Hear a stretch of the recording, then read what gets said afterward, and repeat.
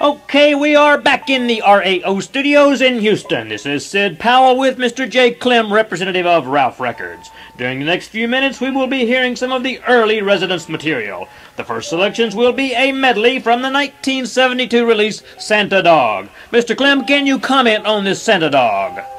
Sure enough, Sid. Santa Dog was the Residents' first press record. It represents their 1972 Christmas card, as well as being the first official Ralph Records release. Well, I understand that the last few copies of this recording went for the ridiculous price of $25. Is this true? Absolutely true, Sid. In fact, it was quite a deal at $25. I understand if somebody wanted to buy one today, they'd have to go as high as 50 smackaroos. Well, wonders never cease. Let's hear some of this Santa Dog.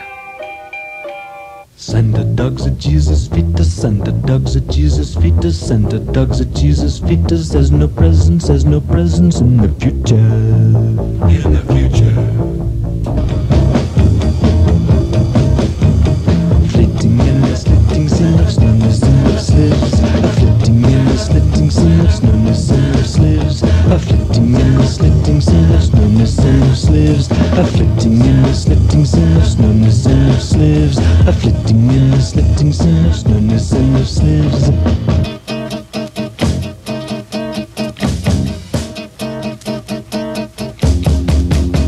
Fleeting in the sleeting scene of slowness ever sleeps. Fleeting in the greeting scene of effervescent eves.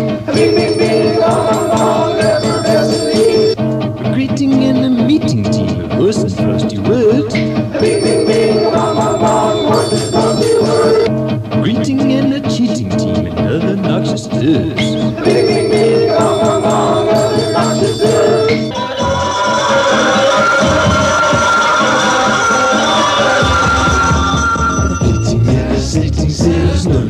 Slips, flitting and a slitting Santa, slowly Santa slips. Santa dogs at Jesus' feet, Santa dogs at Jesus' feet, Santa dogs at Jesus' feet.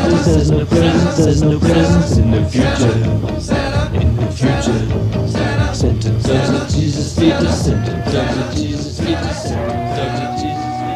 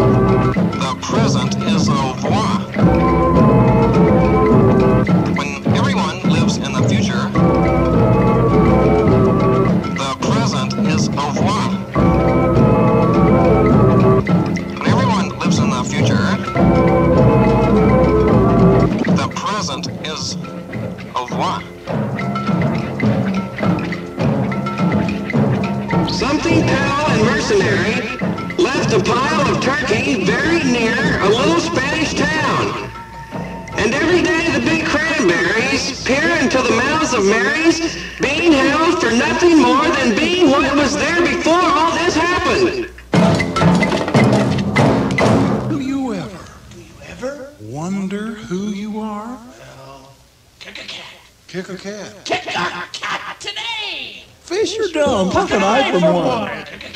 Kick a cat. Kick a cat today. Fish are dumb. How can I from one? Kick a cat. Kick a cat today. Fish are dumb. How can I from one? Kick a cat. Kick a cat today. Fish are dumb. How can I from one? Kick a cat today. Fish are dumb. How can I from one?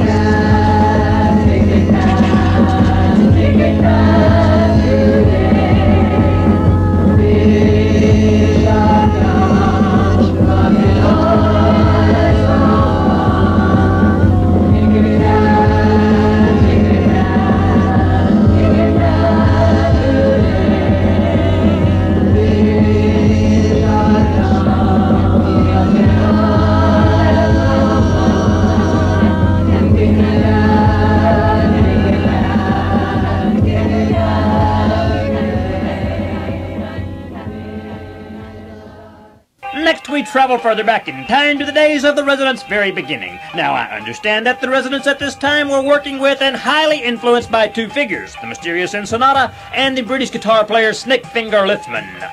That's right, Sid. Let's talk about Snakefinger Lithman first. Snakefinger had caught word of the Residents' experimental music and tape recording work they were doing at the time, and incidentally said some of these Residents' tapes are said to have found their way into Germany back in the early 70s and actually influenced some of the early German avant-gardists. Aha! Anyway, one day Snakefinger arrived in San Mateo, California, where the Residents had their studios at that time, and they began to get acquainted and did some work and actually produced some very interesting tapes. Well, let's hear some of this Snakefinger. Now we'll have the Residents doing Frank Zappa's King Kong with Snakefinger Lithman on guitar.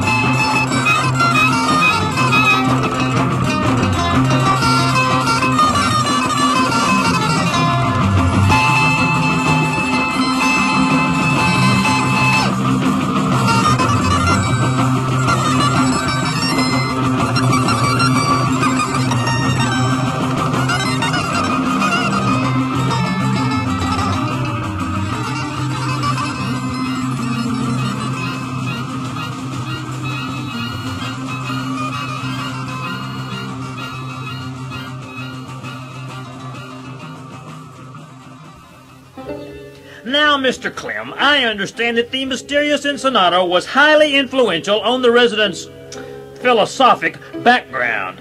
Now, how can this be, since he has been said to speak no English?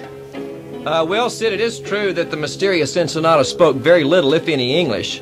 However, he did find the English language quite fascinating, and he was quite fluent, verbally as well as musically, employing the theory of phonetic organization.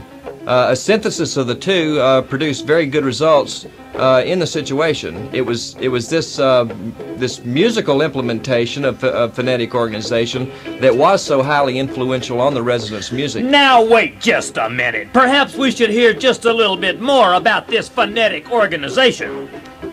Okay, Sid, I'll try to give you a little bit about that. Now, it's a little tough to try to explain in English, but if I actually implement the theory of phonetic organization, I can just like this. Well, perhaps we should hear it from the mysterious Ensenada himself. Here he is with the Residents doing Kamikaze Lady.